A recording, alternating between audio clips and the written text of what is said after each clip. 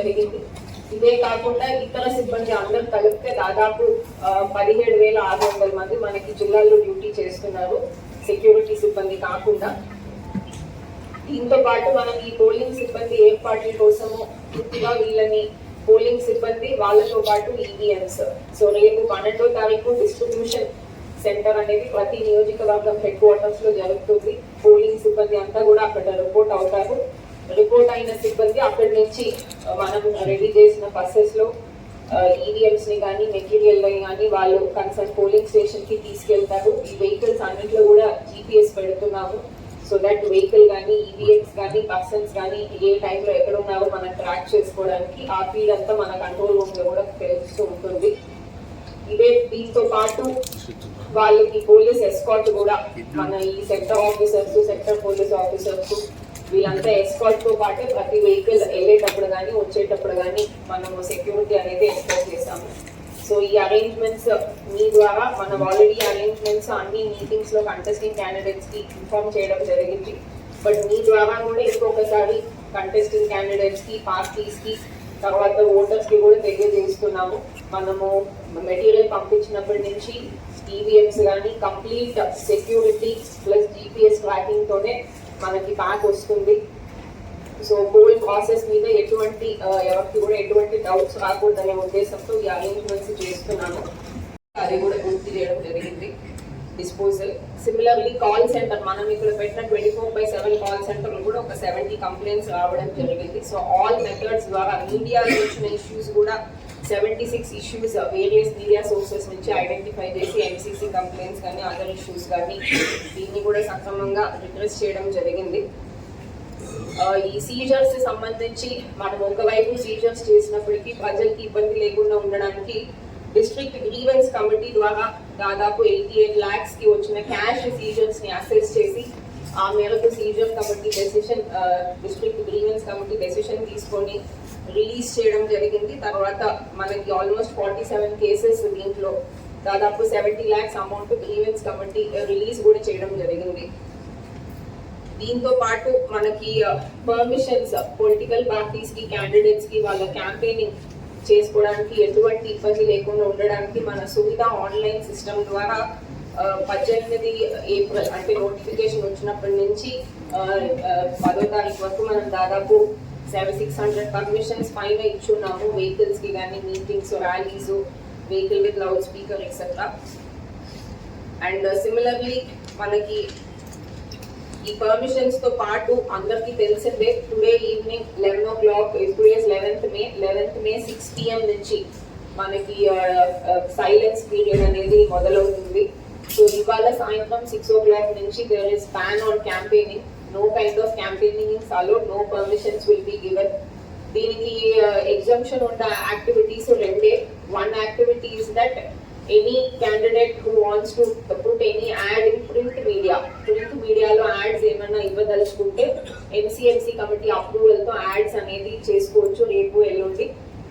Similarly door to door campaigning చేయడానికి ఎటువంటి restriction లేదు. బట్ డోర్ టు డోర్ కి కూడా మేము ఆల్రెడీ 144 CRPC సెక్షన్ కింద నమోదు మనం ఆర్డర్స్ ఇవ్వడం జరిగింది. ఈ ఆర్డర్స్ ప్రకారము 5 కంటే ఎక్కువగా ఎక్కడ కూడా మనకి గ్యాదర్ అయ్యి కానీ ఎటువంటి పొలిటికల్ యాక్టివిటీ కూడా చేయడానికి అవకాశం లేదు.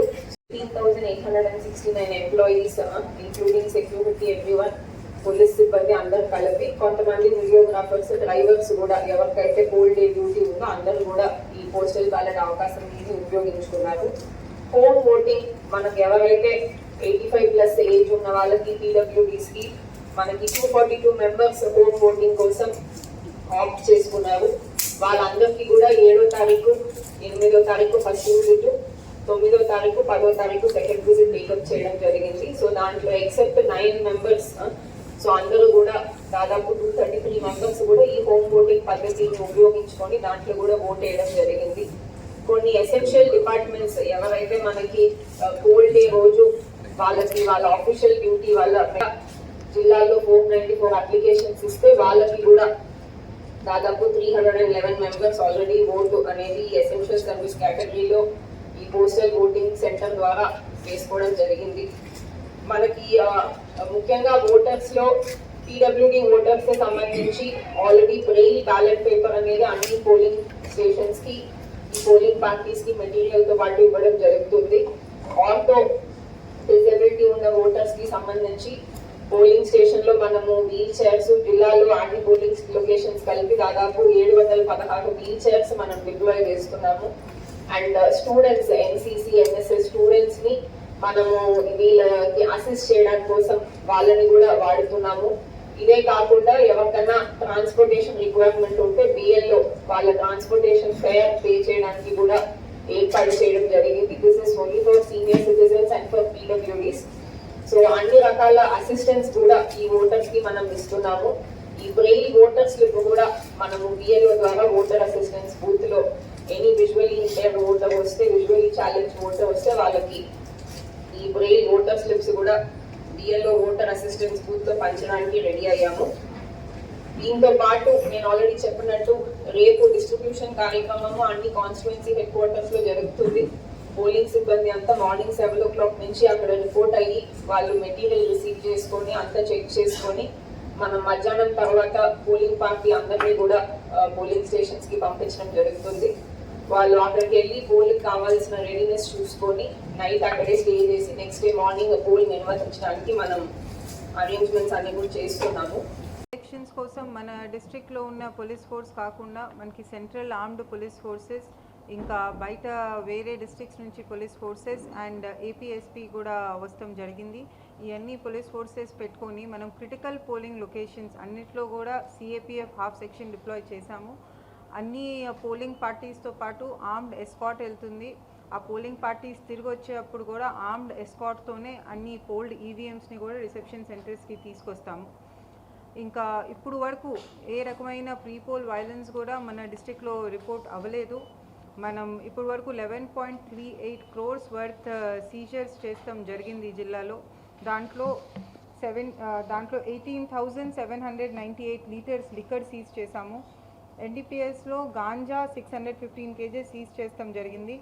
Cash 1.2 crores worth cash seizure కూడా మన డిస్ట్రిక్ట్లో అయ్యింది. మనం బైండ్ ఓవర్స్ కూడా ఎవరైతే ఎలక్షన్ రోజు గొడవలు పడే అవకాశం ఉంది లేకపోతే ముందు ఎలక్షన్స్లో గొడవలు పడ్డారు వాళ్ళ మీద కేసెస్ ఉన్నాయి అనుకున్న వాళ్ళందరినీ కూడా బైండ్ ఓవర్ చేశాము. మొత్తం జిల్లాలో 17,281 పర్సన్స్ని బైండ్ ఓవర్ చేస్తాం జరిగింది.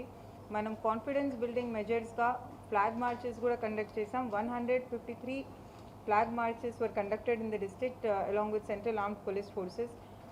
విలేజ్ లెవెల్లో ఎస్ఐస్ సిఐస్ డిఎస్పీస్ అందరు కూడా వెళ్ళి ఎలక్షన్ అవేర్నెస్ మీటింగ్స్ కండక్ట్ చేశారు.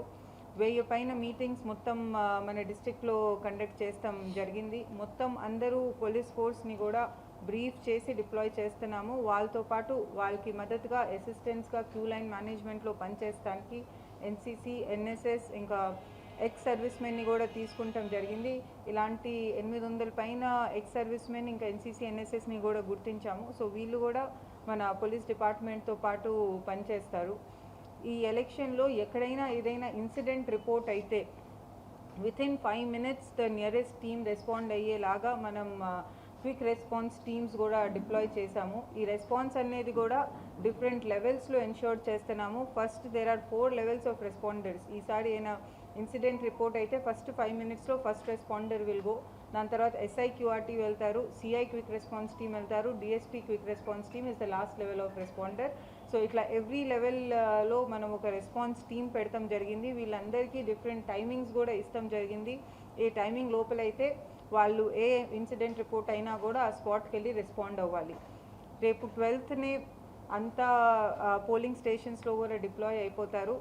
12th నైట్ మన police will be available in all the polling stations and ఏదైతే క్రిటికల్ లొకేషన్స్ అండ్ విలేజెస్ ఎక్కడైతే ముందు గొడవలు అని మనం గుర్తించామో ఆ విలేజెస్లో కూడా నైట్ స్టే చేస్తారు. ASIs and SI rank officers ఇలాంటి అన్ని విలేజెస్లో కూడా నైట్ స్టే చేస్తున్నారు. మనం ఈ విలేజెస్ అన్నీ కూడా రూట్ మొబైల్స్తో కూడా కవర్ చేస్తాం జరిగింది. మన అందరు పోలీస్ సిబ్బంది కూడా ఏ రకమైన వైలేషన్ లేకుండా అన్ని మోడల్ కోడ్ ఆఫ్ కాండక్ట్ అందరికీ కూడా బ్రీఫ్ చేసి డిప్లాయ్ చేస్తాం జరిగింది.